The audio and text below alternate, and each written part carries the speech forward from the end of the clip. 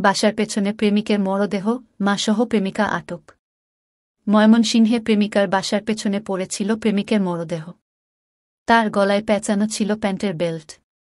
এতে তার মৃত্যু নিয়ে তৈরি হয়েছে রহস্য। এ ঘটনায় জিজ্ঞাসাবাদের জন্য প্রেমিকা ও তার মাকে আটক করেছে পুলিশ। বৃহস্পতিবার 11 জুলাই রাতে ময়মনসিংহ সদরের চুরখাই এলাকায় এ ঘটনা ঘটে। নিহত আশিকুর রহমান লিখন ওই এলাকায় ডিশ লাইন শ্রমিক ছিলেন। স্বজন ও স্থানীয়রা জানান, ময়মনসিংহ সদরের চুরখাই এলাকায় বৃহস্পতিবার মধ্যরাতে লিখন আত্মহত্যা করেছে বলে স্বজনদের খবর দেয় প্রেমিকা। খবর পেয়ে স্বজনরা ছুটে গিয়ে মেয়েটির ঘরের পেছনে লিখনের মরদেহ পড়ে থাকতে দেখে। এ সময় তার গলায় প্যান্টের বেল্ট পেঁচানো ছিল। নিহতের ভাই নিয়ামত আলী জানান, ঘটনার দিন রাতে খাওয়া দাওয়া করে লিখন বাড়ি থেকে বের হয়ে যায়। পরে মধ্যরাতে লিখনের প্রেমিকা তার বাড়িতে খবর দেয়। সে বলে, আপনাদের ছেলেকে আমার বাড়ির পিছনের ধান ক্ষেত থেকে নিয়ে যান।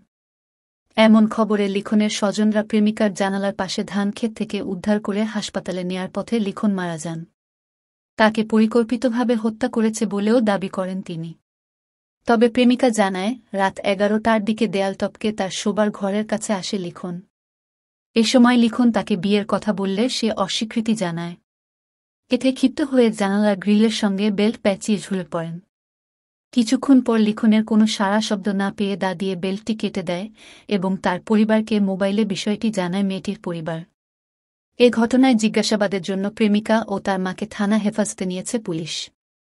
কোতোয়ালি মডেল থানার পরিদর্শক তদন্ত আনোয়ার হোসেন জানান, এটা আত্মহত্যা নাকি হত্যা ময়নাতদন্তের রিপোর্ট হাতে আসলে বলা যাবে।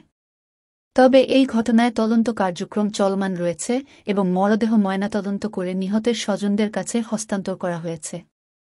জিজ্ঞাসাবাদের জন্য প্রেমিকা ও তার মাকে থানায় নিয়ে আসা হয়েছে। তবে শুক্রবার 12 জুলাই সন্ধ্যা পর্যন্ত নিহতের পরিবারের পক্ষ থেকে অভিযোগ দায়ের করা হয়নি বলেও জানান পুলিশের এই কর্মকর্তা।